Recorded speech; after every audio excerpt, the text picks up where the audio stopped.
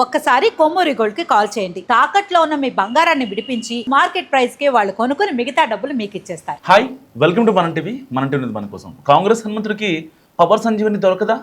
అసలు దొరికే ఛాన్స్ ఉందా లేదా? తెలంగాణలో పార్టీ అధికారంలోకి వచ్చి 2.5 ఏళ్ళు గడిచిన తన వయసు ఉన్నోళ్లకు పదవులు వచ్చినా, పార్టీలోకి కొత్తగా వచ్చిన వాళ్ళకు సైతం అవకాశాలు వచ్చినా ఆయనకు మాత్రం ఎందుకు మొండి చేయి చూపిస్తున్నారు? టైం కోసం వెయిటింగా, లేక సర్దుకోమన్న సంకేతమా? Let's watch the story. V Hanumantha Rao Congress senior leader, అంతకు మించి పార్టీకి లాయలిస్ట్, పుట్టి బుద్ధరిగాక హస్తం గుర్తు తప్ప మరొకటి తెలియని సీనియర్ కాంగ్రెస్ వాది.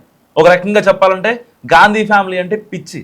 అది కూడా ఎంతలా అంటే తాను ఆసుపత్రిలో బెడ్ మీద ఉన్నప్పుడు సోనియా గాంధీ ఫోన్ చేసి మాట్లాడగానే కోలుకున్న వ్యక్తి విహెచ్.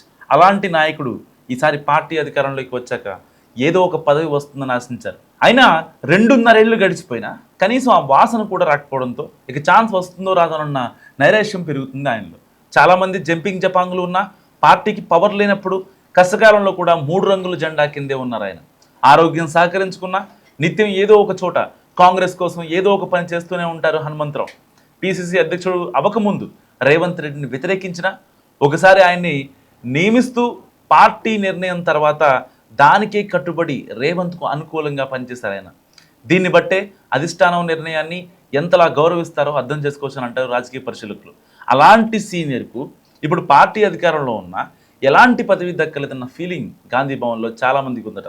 గతంలో పిసిసి అధ్యక్షులుగా పనిచేసిన కేకే, డిఎస్ లాంటి వాళ్ళు పార్టీ మారారు, బయట పదవులు పొందారు. కానీ విహెచ్ మాత్రం పవర్తో సంబంధం లేకుండా పార్టీలోనే ఉన్నారు.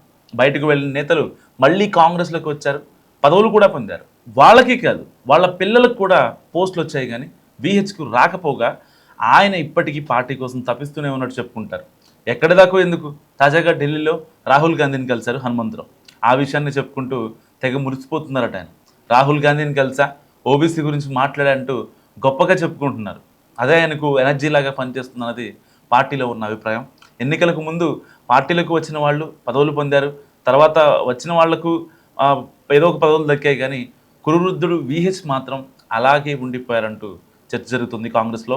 బీసీ సామాజిక వర్గానికి చెందిన హనుమంతరావుకు పార్టీ జాతీయ ఓబీసీ బాధ్యతలు ఇస్తారని చర్చ జరిగింది, కానీ దక్కలేదు.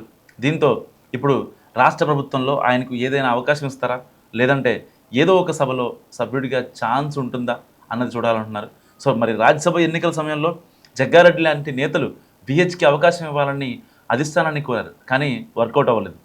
మరి విహెచ్ అవకాశం కోసం ఎదురు చూస్తుంటే పార్టీ నాయకత్వం సరైన సమయం కోసం చూస్తోందా, సందర్భం కోసం వెయిటింగ్ అనేది చూడాలి.